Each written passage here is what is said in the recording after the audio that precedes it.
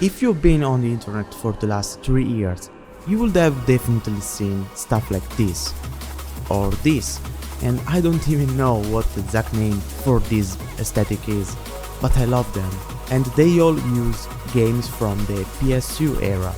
It's actually the 6th generation of gaming, so it includes also GameCube, Dreamcast and others. But what makes these graphics so unique? I think I found some answers. Lately, on the internet with the liminal spaces, nostalgia started to play a big role in everything.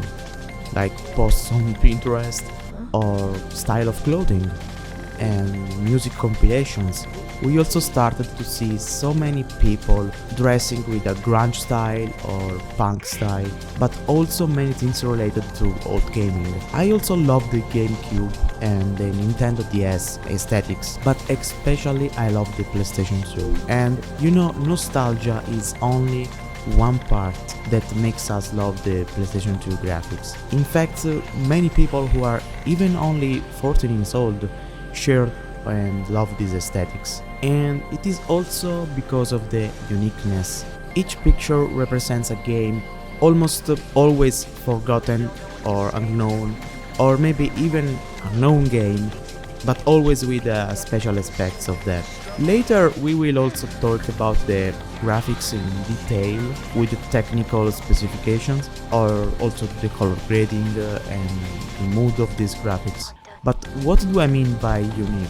I mean something that we see over and over again and that creates in our mind a connection between different posts, images, and we try to categorize it when we see these aesthetics, and we feel like admiring something new and that pleases us and only a few others, giving us an elitist? I don't know to say this. And we actually feel something like this, appreciating these subgenres. Even though most internet people like us are almost always gamers and will probably love the same aesthetics, but still we feel outnumbered and better than the masses. Now let's really talk about the graphics. You know, in modern games we are used to seeing ultra sharp graphics and perfect colors like the reality, but I have never seen a game with color grading or bloom since 2012. What I mean by that? We notice this even when we watch like 15 or 20 years old movies, for the most part shot with film sensitive to the ambient temperature, so there is only two ways to be hot or cold temperature, and there was no tendency to make the color like the reality, but mostly to give it an identity. And I know also modern movies do it too. They use color grading and make an identity to the movie, but I don't know why, I still see the difference. I still notice a difference between the digital era and the film era. And with games, this difference is like night and day.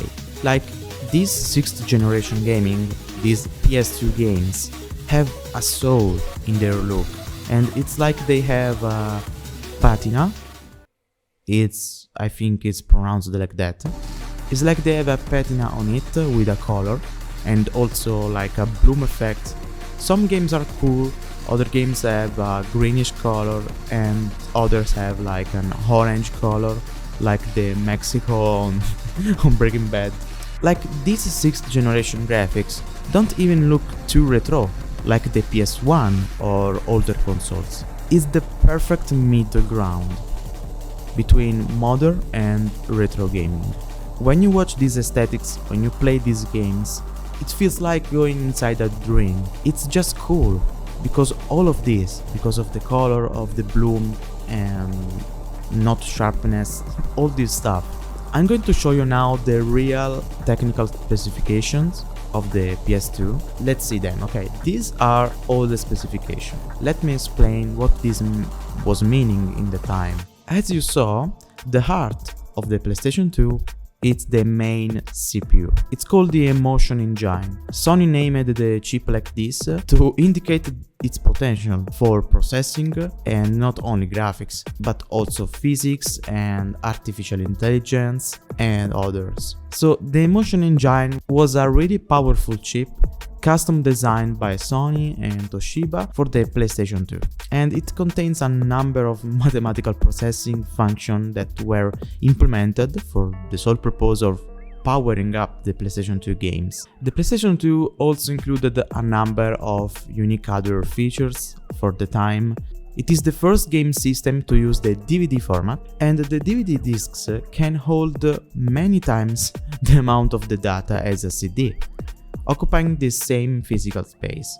The PS2 can also play standard DVD movies, and since the console also functions as an advanced gaming system, owning a PS2 was meaning to getting also a free DVD player.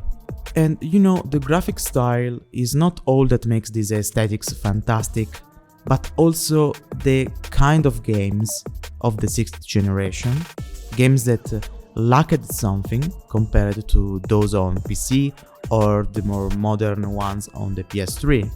And this lack of something fuels the dream effect those titles generate in our minds. It's hard actually to explain these aspects, but I will try. Those games weren't complete in terms of freedom or sandbox, but they gave the impressions to be. They wanted to get close. But you know, most of these games follow the main track except for a few. And it's just amazing the effect that gives in our minds. We see these amazing aesthetics, we feel to be free inside a world in a sandbox, like the new Zelda Tears of the Kingdom and games modern like this, but we actually have not this freedom. We think to have it, it's like to be really inside a dream. You know, it's great to go search through all these titles and find the most unique games, or even play the most famous ones and create some content with their aesthetics. Or just play them, you can just play them. Guys, let me know in the comments what you think. Especially for the last part, because I was not able to explain it really good, but I hope you understand what I mean. If you like the video, consider to subscribe to the channel, it will really help me a lot, and you can subscribe also because there will be so many other videos like this.